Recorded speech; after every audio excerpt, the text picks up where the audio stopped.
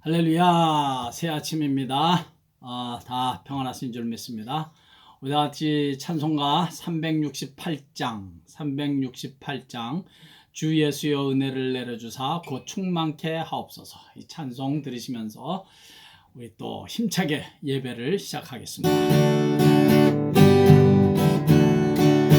주 예수여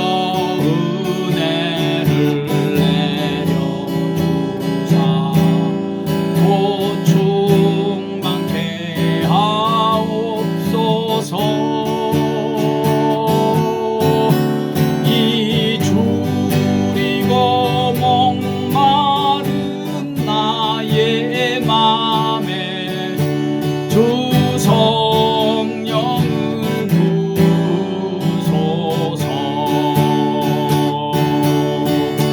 주 예수여 충만한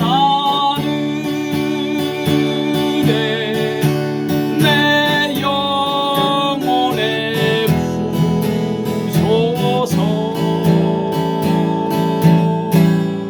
주 예수만 나의 힘 되고 내 만족함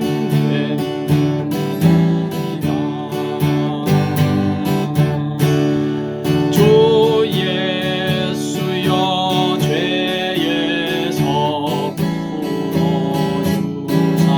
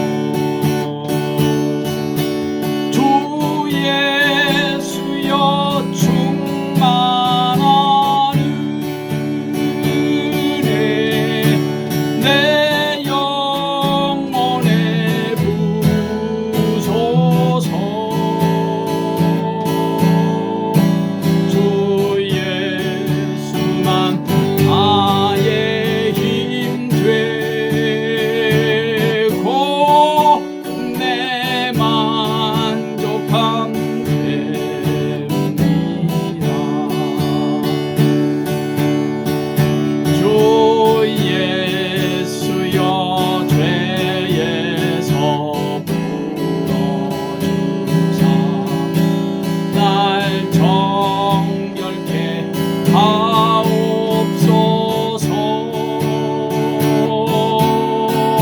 이 세상의 유혹이 나의 맘에 금 못하게 하옵소서. 아멘. 주 예수여 충만한 은혜 내 영혼에 부소서. 주 예수만 나의 힘 되고 내 만족함 됩니다. 5절 하겠습니다. 내 마음에 임하신 내 마음에 임하신 주의 성령 늘 계실 줄 믿습니다.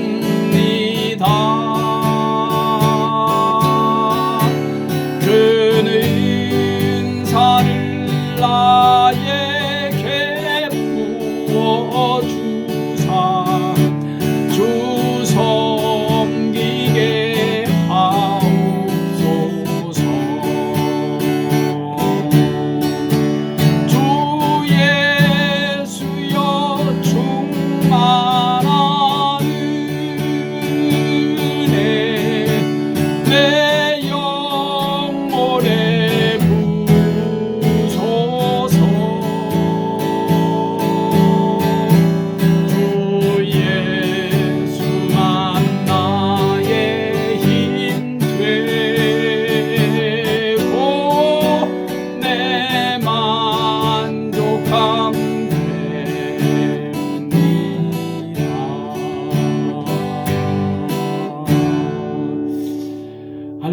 아버지 하나님, 오늘도 이 하루를 시작하면서 이렇게 예배와 더불어 찬양과 더불어 주님과 더불어 예배를 드리게 하시니 주님 감사합니다.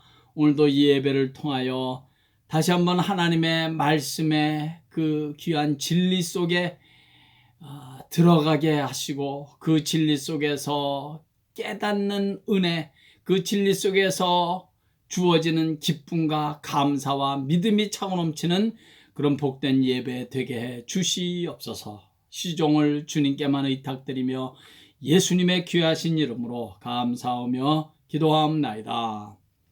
아멘. 할렐루야. 하나님 말씀 보겠습니다. 하나님의 말씀은 계속해서 사도행전 9장 사도행전 9장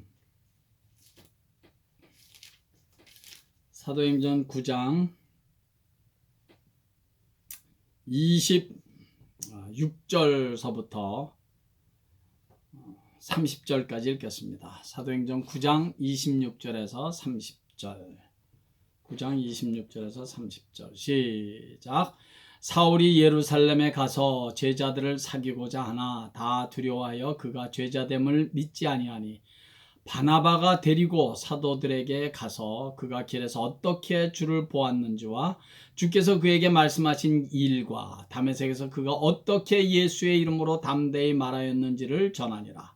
사울이 제자들과 함께 있어 예루살렘에 출입하며 또 주 예수의 이름으로 담대히 말하고 헬라파 유대인들과 함께 말하며 변론하니 그 사람들이 죽이려고 힘쓰거늘 형제들이 알고 가이사랴로 데리고 내려가서 다소로 보내니라.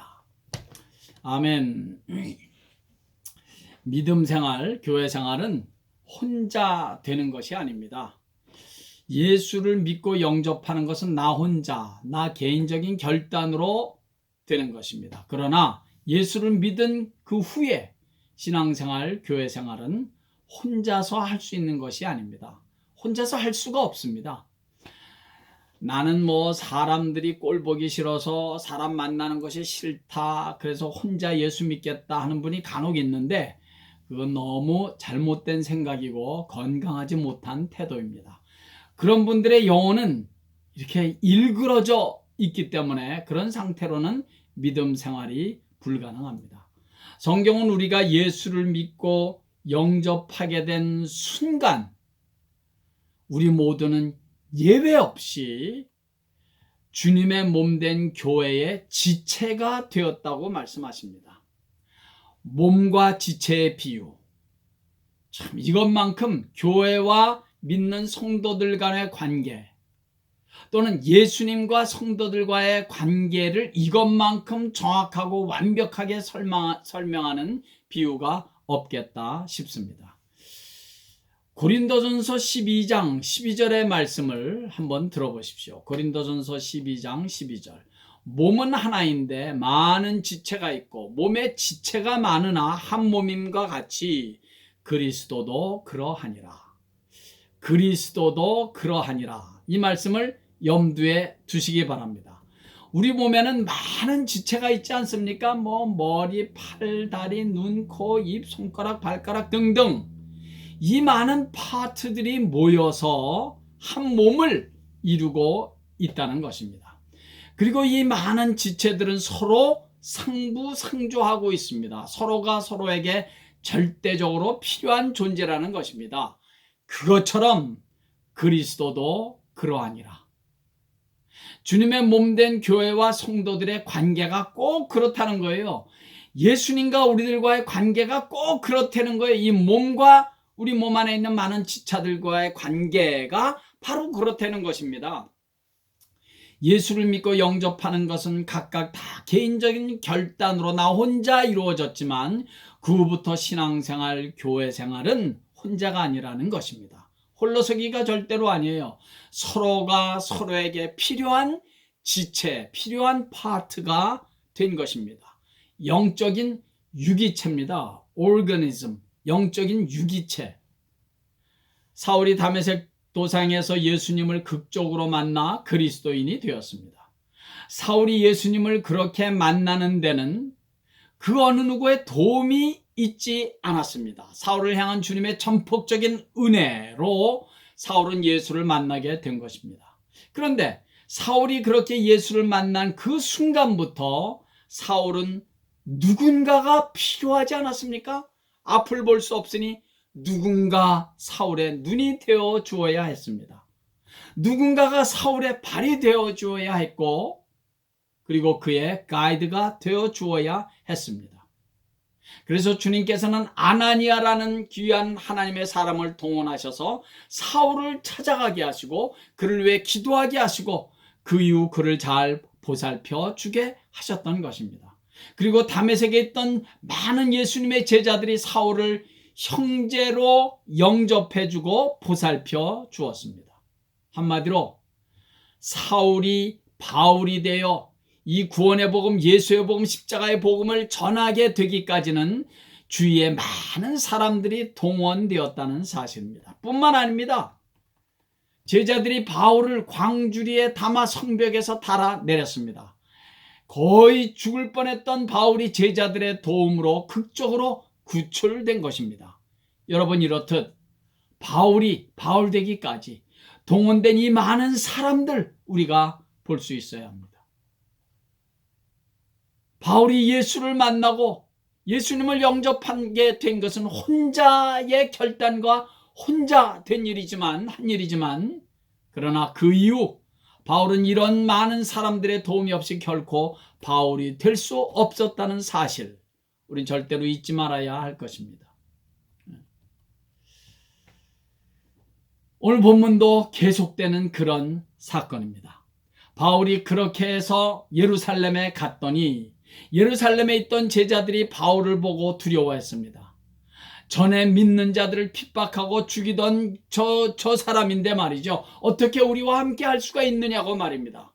저들은 도무지 바울을 믿을 수가 없었습니다. 그도 그럴 것이 바로 얼마 전까지만 해도 스데반 집사를 돌로 쳐 죽이는데 앞장섰던 사울이 바울 아닙니까? 그러니 어떻게 쉽게 그 바울을 받아들일 수가 있었겠습니까? 바로 그때 또 한 번 더 하나님께서 동원하신 귀한 하나님의 사람이 있었는데 그가 바로 바나바입니다. 오늘 27절 말씀 다 같이 한번 보실까요? 바나바가 데리고 사도들에게 가서 그가 길에서 어떻게 주를 보았는지와 주께서 그에게 말씀하신 일과 다메섹에서 그가 어떻게 예수의 이름으로 담대히 말하였는지를 전하니라. 누가요? 바나바가 그렇게 했다는 것입니다. 바울은 지금 그곳에는 아무도 아는 사람이 없어요. 모두들 바울을 두려워하고 만나고 싶어 하진 않습니다.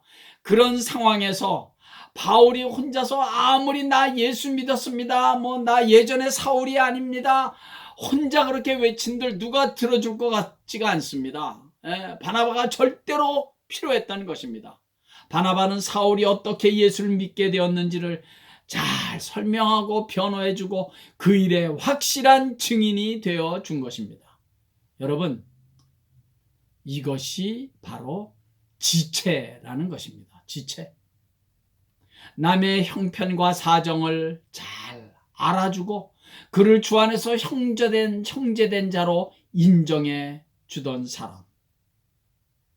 바울의 믿음을 인정해주고 그가 앞으로 복음의 사역이 얼마나 소중한가를 볼 줄 알아서 그를 변호해 주었던 사람. 바로 그 사람이, 그런 사람이 지체란 말이지요. 지체. 몸 대신 주님의 몸 된 그 교회의 지체 한 파트란 말이죠. 즉 바울이 사는 것이 곧 제자들이 다 함께 사는 것이고 바울의 사역이 곧 제자들의 사역이고 예루살렘 교회의 사역이고 주님의 사역이라는 것입니다. 우리 결코 이 사실을 잊어서는 안 됩니다. 성도 한 사람 한 사람은 이렇게 주님의 몸에 서로 붙어있는 지체라는 사실입니다. 그렇게 많은 지체들이 모여서 주님의 몸된 교회를 이루고 있다는 사실입니다. 그리고 교회는 반드시 바나바와 같은 사람이 절대적으로 필요합니다. 아니, 교회의 모든 지체들은 서로가 서로에게 바나바가 되어 주어야 합니다. 바나바가 없이는 바울이 만들어지지 않습니다. 그래서 바나바가 어떤 인물인지 조금 더 오늘 아침에는 자세히 들여다보도록 하겠습니다. 먼저 사도행전 11장으로 한번 가보실까요? 예, 그 옆에 사도행전 11장 24절, 우리 사도행전 11장 24절에 바나바가 어떤 사람이었는가를 성경에 아주 간단 명료하게 기록하고 있습니다. 24절 시작. 바나바는 착한 사람이요 성령과 믿음이 충만한 사람이라. 이에 큰 무리가 주께 더하여 지더라. 아멘. 성령과 믿음이 충만한 사람이라는 말은 우리가 그저 늘 자주 듣는 우리에게 익숙한 말입니다. 그리고 그 의미도 대략 우리는 잘 알고 있으리라 생각됩니다. 바나바는 착한 사람이요 성령과 믿음이 충만한 사람이다. 여러분, 성령과 믿음이 충만한 사람은 말할 것도 없이 또한 착한 사람이어야 하지 않습니까? 굳이 착한 사람과 성령과 믿음이 충만한 사람을 구별할 필요가 없습니다, 사실은. 그럼에도 불구하고 지금 사도행전 11장 24절은 그것을 따로 구별하고 있습니다. 바나바는 착한 사람이요 성령과 믿음이 충만한 사람이다. 왜일까요? 저는 이렇게 생각해 보았습니다. 오늘날에 성령과 믿음은 충만하다고 하는데 착하지는 않은 그런 그리스도인들이 교회 안에 많이 있기 때문에 그것을 분명하게 지적하려는 성령님의 의도가 있는 것은 아닌지. 성령과 믿음이 충만한 사람은 당연히 착한 사람이어야 하는데 그렇지 못한 것이 오늘날 교회 안의 현실이기 때문에 그것을 분명하게 말씀하시기 위해서 의도적으로 착한 사람이고 그리고 성령과 믿음이 충만했다라고 성경이 기록하고 있는 것은 아닌지 그런 생각이 들었습니다. 다른 말로 하자면 예수는 잘 믿는다고 하는데 착하지는 않은 사람들이 오늘날에 많이 있기 때문에 성경을 기록한 성령님은 성령과 믿음이 충만한 사람은 곧 착한 사람이 돼야 한다는 이 역설적인 논리로 말을 하고 있다고 믿어집니다. 예수는 잘 믿는데 착하지는 않다. 그래서 우리 예수 믿는 사람들이 오늘날 세상으로부터 욕을 먹고 비난을 받고 있는 것은 아닌지 모르겠습니다. 믿지 않는 사람들이야 성령과 믿음이 충만한 것 그런 것에는 관심 없습니다. 그리고 그 의미도 전혀 모릅니다. 그러나 착한 것이 어떤 사람인지는 잘 알고 있고 관심도 있습니다. 성령과 믿음이 충만해서 교회도 꼬박꼬박 다니고 성경도 많이 읽고 새벽 기도도 하고 봉사도 하고 심지어는 은사까지 받아서 방언도 말하고 그런데 착하지가 않아서 사람들에게 존경이나 칭찬을 받지 못하고 오히려 욕을 먹는다면 그런 사람을 정말 성령과 믿음이 충만한 사람이라고 말할 수 있을까요? 우리가 한번 진지하게 생각해 보아야 될 문제라는 생각이 듭니다. 성경이 유독 바나바를 향하여 착한 사람이다 라고 칭찬을 하는 데는 분명히 이유가 있을 것 같다는 생각이 듭니다. 성경에서 바나바의 행적을 찾아보면 그가 보여준 많은 아름다운 모습들, 아름다운 행적이 있습니다. 그 가운데서 성경이 그를 착한 사람이라고 칭찬하는 가장 두드러진 이유를 저는 이렇게 생각합니다.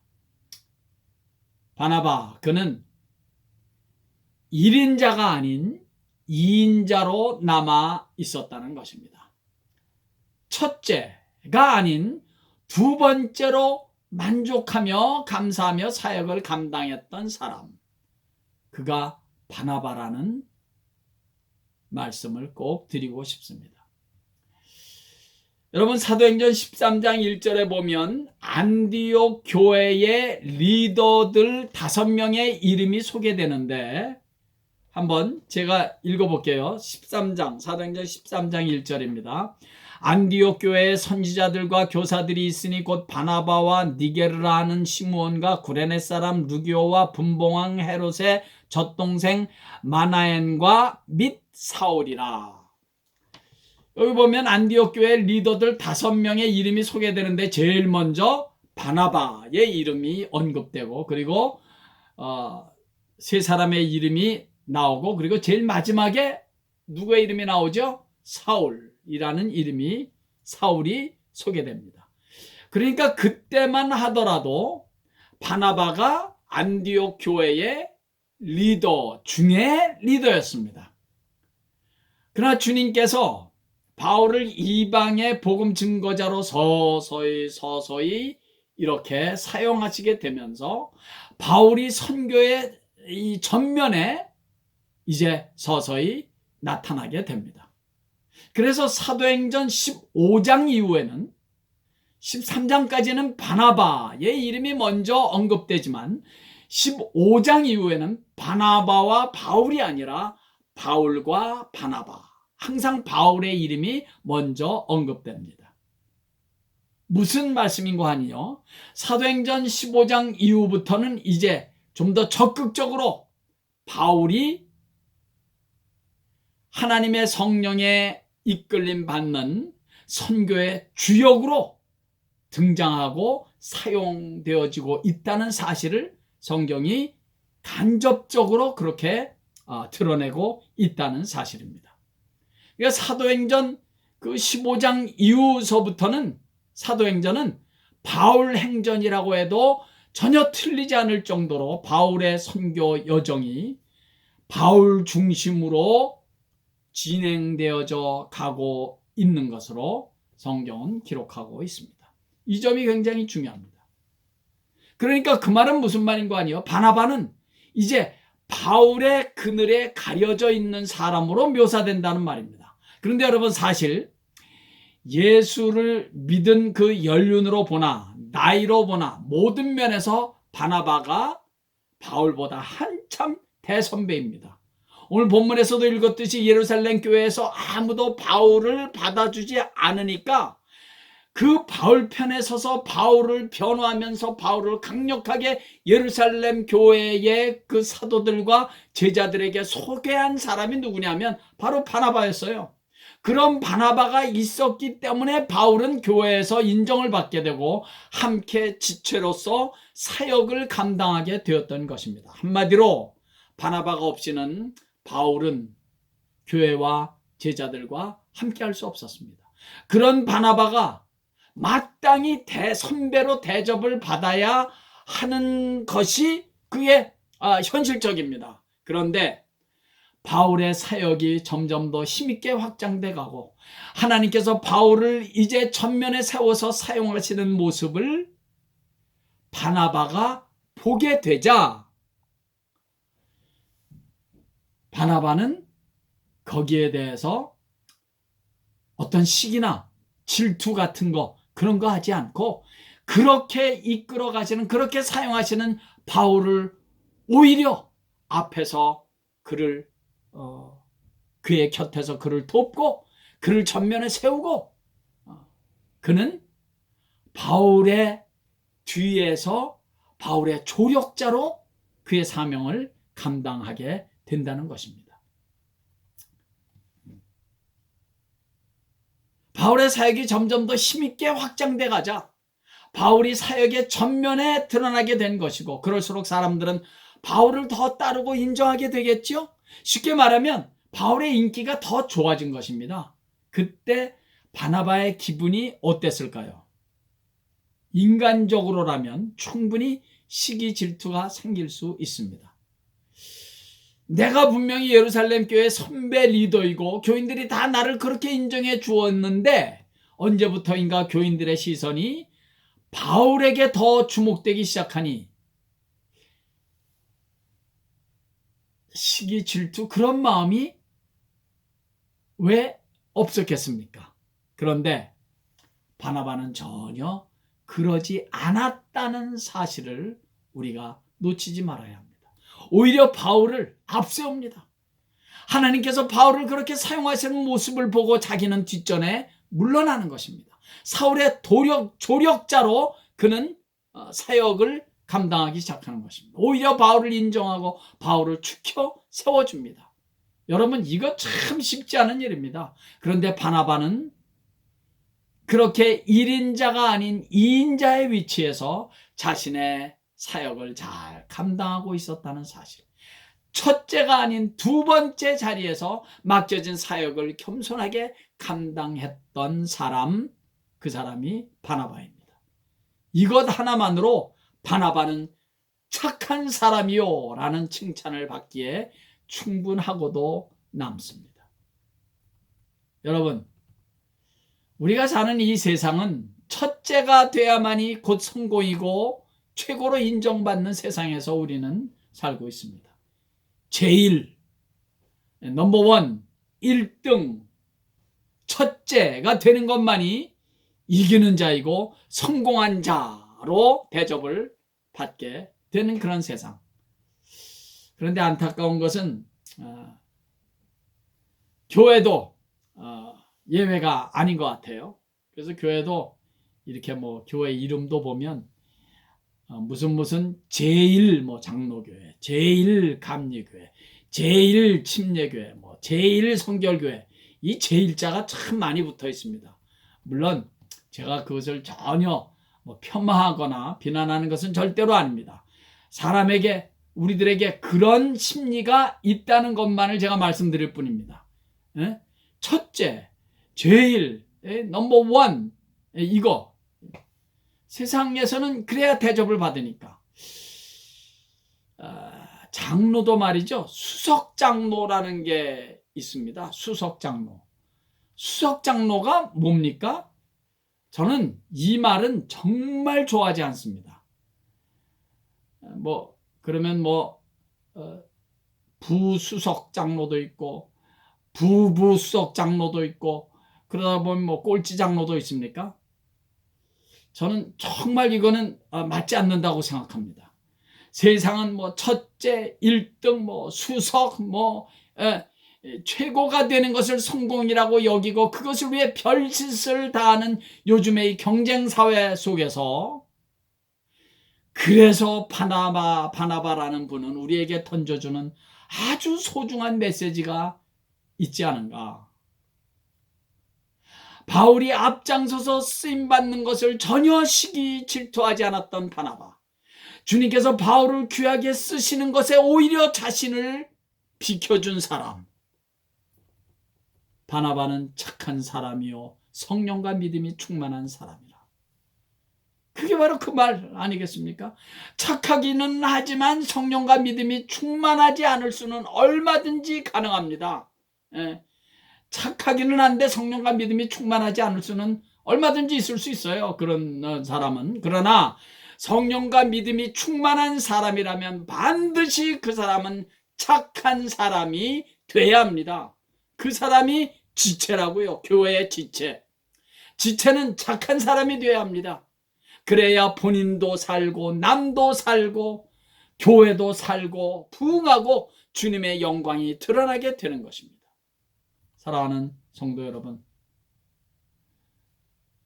우리 모두 주님의 몸된 교회 지체로서 피차에 서로가 서로에게 착한 사람 바나바가 됐으면 참 좋겠습니다. 우리 모두 그렇게 성숙하고 아름다운 지체로서 남은 평생을 가치 있게 교회 생활을 할 수 있기를, 이제까지도 그러했던 것처럼 앞으로는 더더욱 우리가 서로가 서로에게 착한 사람 바나바가 돼 주어서 교회 생활이 즐겁고 감사하고 행복한 그런 교회로 계속해서 부흥해 나갈 수 있기를 예수의 이름으로 간절히 축원합니다. 할렐루야. 우리 찬양 한 장 드리겠습니다. 우리 이 찬양 우리 또 다시 드리죠. 항상 진실케 내 맘 바꾸사 하나님답게 하여 주소서. 찬양 드리겠습니다.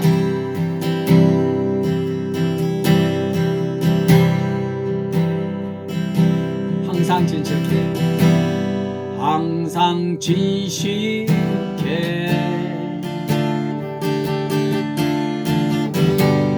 내 맘 바꾸사 하나님답게 하나님답게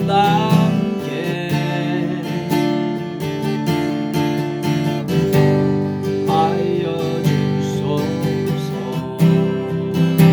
한번 다시 할까요? 항상 진실게 항상 지식해 내 맘 바꾸사 내 맘 바꾸사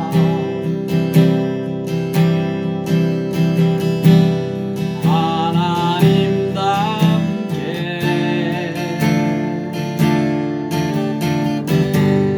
하여 주소서. 주는 토기장이 주는 토기장이 나는 지는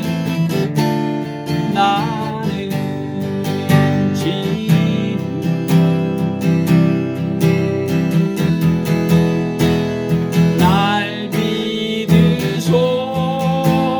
믿으소서 기도하오니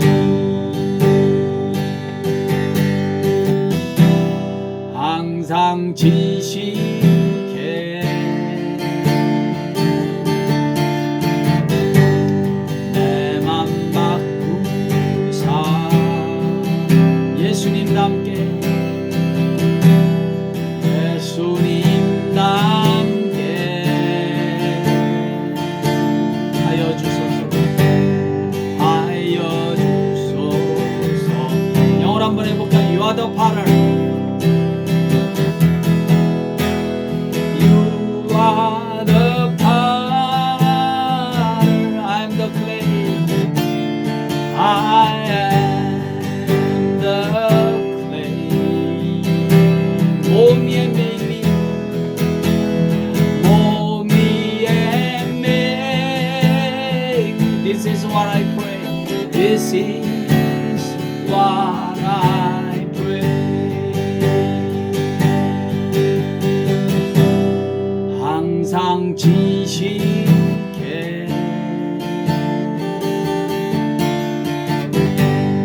내 맘 바꾸사 예수님답게 예수님답게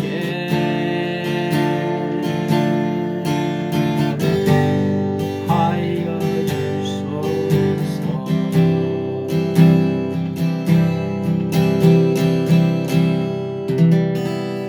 아버지 하나님 간절히 기도하고 바라오기는 아버지 하나님 저희들이 날마다 남은 평생토록 조금씩 나를 빚어주시는 하나님 앞에 순종하는 마음으로 복종하는 자세로 나를 빚어주시는 주님께 빚어지는 그런 겸손하고 착한 주님의 자녀들이 다 될 수 있게 해 주시옵소서. 아버지여, 남은 평생토록 좀 더 주님 닮기를 원합니다. 좀 더 주님이 기뻐하시는 사람으로 변화되어 가기를 원합니다. 저희들을 만들어 주시고 저희들을 그렇게 빚어 주시옵소서. 바나바는 착한 사람이요 성령과 믿음이 충만한 사람이라고 했는데 아버지 하나님, 저희들이 성령과 믿음이 충만한 사람이 되어 착한 사람으로 살아갈 수 있도록 저희들이 남은 평생 그렇게 변화돼가는 주님의 제자, 하나님의 사람으로 살아가는 우리 모두 되게 해 주시옵소서. 예수님의 귀하신 이름으로 축복하옵고 기도하옵나이다. 아멘. 할렐루야. 계속해서 우리 우리가 새로 다시 모여서 예배드릴 그날을 위해서 기도해 주시고요. 그리고 미국을 위해서 계속해서 기도해 주시기를 바라겠습니다. 할렐루야.